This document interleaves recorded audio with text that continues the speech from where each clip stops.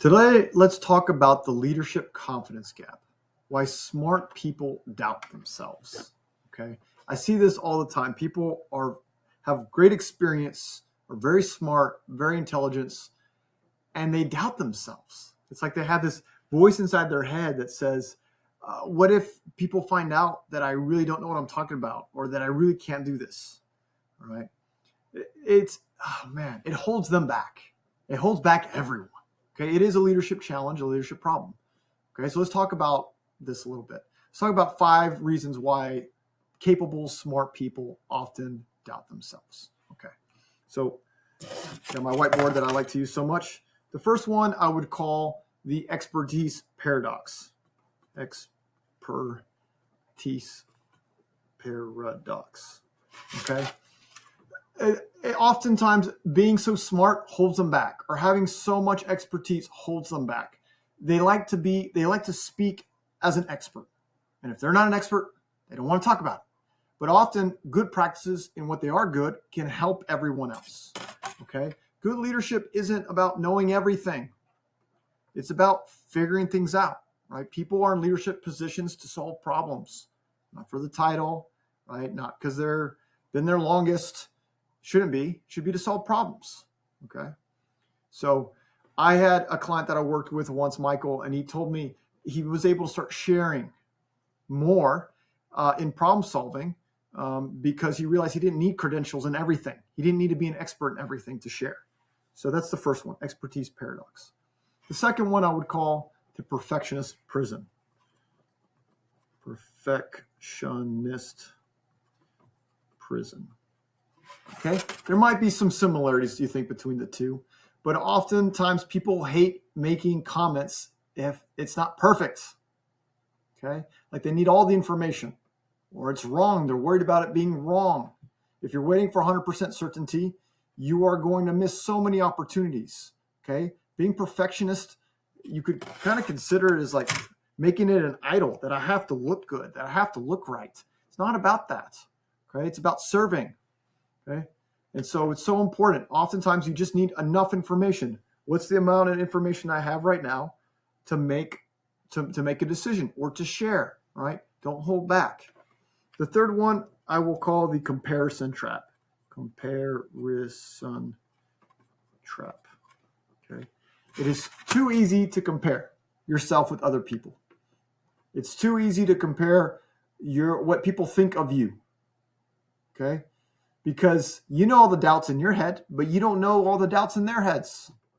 And with social media, it makes it a little bit tougher because we only see the best parts. How often do we see pictures and it's all perfect? Well, it's probably because they made a perfect picture.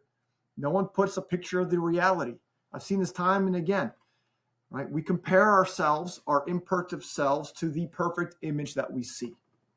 Okay. Everyone might seem so confident in what they say, but you don't know about their challenges internally. So don't put yourself in the trap of comparing your humanity to someone else's visual perfection. Okay. The fourth one, I will call it analysis paralysis. Tough word for me to say. Analysis paralysis. Sometimes we just see way too many angles. We are overwhelmed with so many different nuances. Okay. The intelligence can be a liability when it prevents action.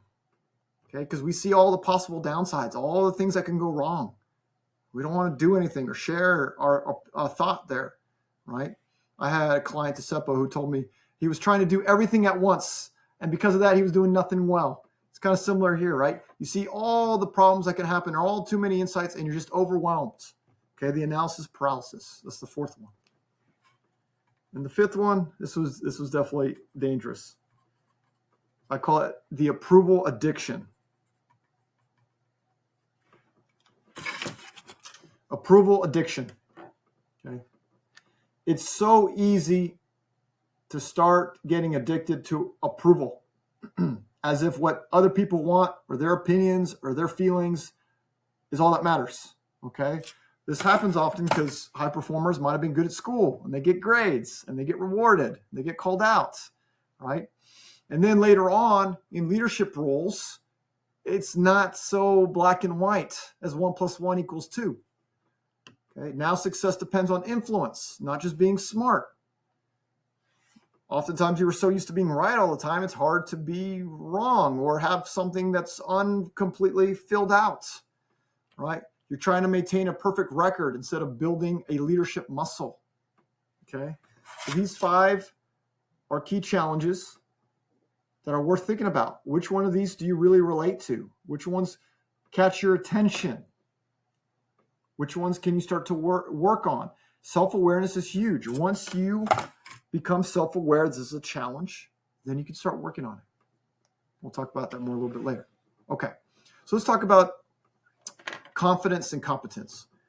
And I think this is really important here. Confidence is not a requirement. Confidence is a result. With my college basketball players, my three-point shooters, they spend a lot of time shooting, and they get good at it, and they get confident in it. The challenge oftentimes comes in games, because a great shooter might be terrible in games, and I need him to start shooting and shooting and shooting in games. Whether he misses or makes them should not be the defining factor if he's playing well. Is he shooting the right shots at the right time? Not do the shots go in. We practice to get good and confident, because the results speak for themselves. The more they shoot, they start to build confidence as a shooter. But in the game, they also got to start shooting the right shots, so they start building confidence in shooting in the game. Because we don't want a open gym only player. We want someone who plays in the games, has confidence. Confidence is a result. You have to do it, and you'll build that muscle over time. So we need to start shifting some old definitions. Sometimes we think, oh, leaders have all the answers. No, leaders don't have all the answers. But leaders should help others find the answers. Leaders should help problem solve to find the answers. Okay, so your role as a leader is to guide the process, not to provide perfect solutions. So let's go back to the whiteboard. And let's talk about 4 things that could be helpful here. 4 things that can kind of close that confidence gap, okay? So I'd say the first one is to redefine leadership.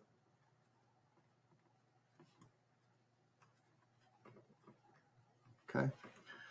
It's not just expertise. Too many times people are put in positions, again, because they've been there the longest, or they're really good at this job, and now they're a leader, but no one's trained them to be a leader. They were just good at the job, but now they're in that position, and it's awkward, right? Leadership is influence. It's not expertise. Your job is to serve others' growth, not to prove that you're intelligent, okay? You don't need to be the smartest person in the room. You need to get the help in the room. You need to get the room smarter. If you're the smartest person in the room as a leader, you've built the wrong team. You should almost, I don't want to say the word dumbest, but you should be surrounded by really smart people, and you guide them. You make them shine. You lead it. Okay? You're not there to prove your intelligence. You're there to help the team members, people you're leading, to all be unified and influence them to solve problems. Okay? So we need to redefine leadership. Second part, embrace strategic ignorance. 3 words I got to write out. Embrace strategic ignorance. All right. Hopefully you can read that. So smart people, you don't need permission to know everything. Okay? Who's defining that? You don't need permission to know everything. You don't need to know everything, but you do want to help them figure it out. It's powerful leadership. Your questions matter more than your answer. With me, with coaching, when I do executive coaching, oftentimes people come to me because they want answers. But really what I need to help them find is good questions that are hard to answer, or good questions to live by. Okay? Again, you don't need to know everything. You just have to have the right questions, the right direction, the right vision, the right values. Okay? Not the right answers. You find the answers. You work together. Okay? You don't have to pretend like you're the smartest person. Okay? It kind of goes with the first one. Step number 3.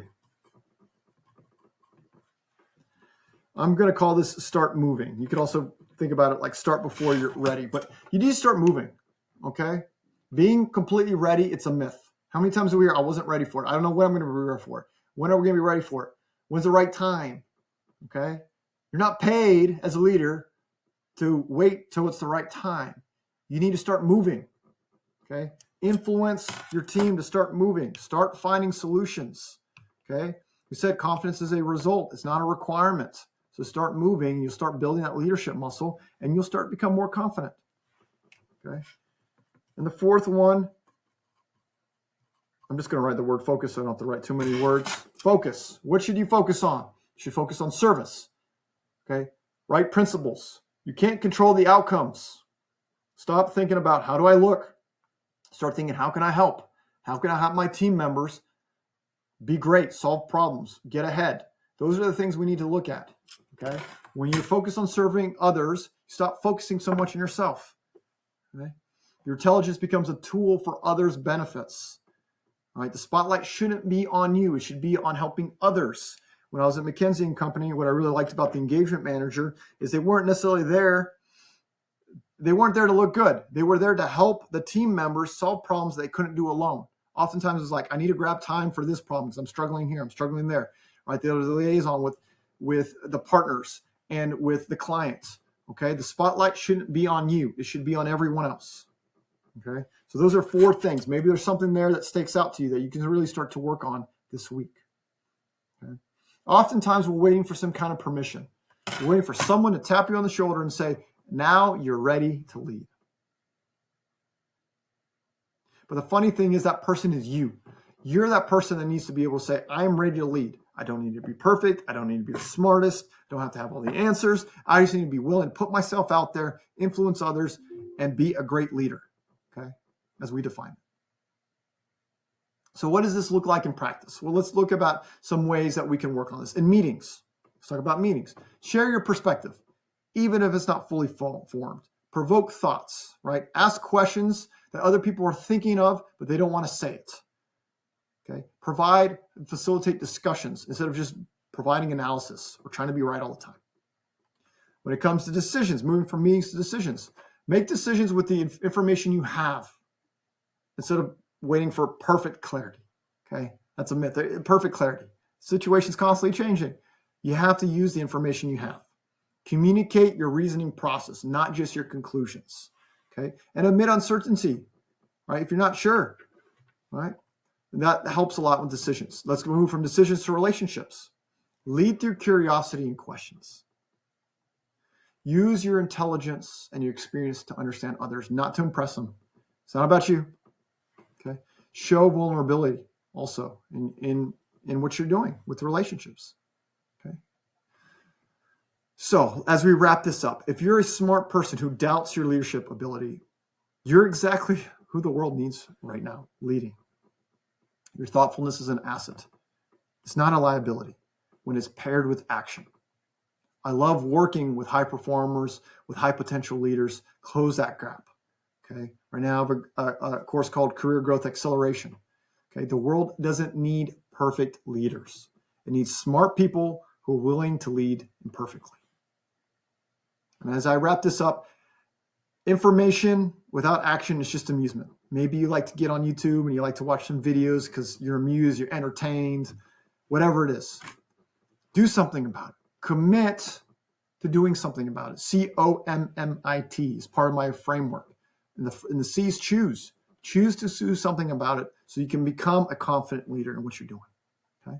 Some people are going to be able to listen to this video and take action. Great. That's what I'm looking for. Some people need help. Okay? And great. I look forward to helping you. If you reach out, I'm looking forward to help you. Some in my programs, some in my one-on-one. I look forward to hearing those who reach out. But my challenge to you is commit. I appreciate it. This is all for today. Stay motivated.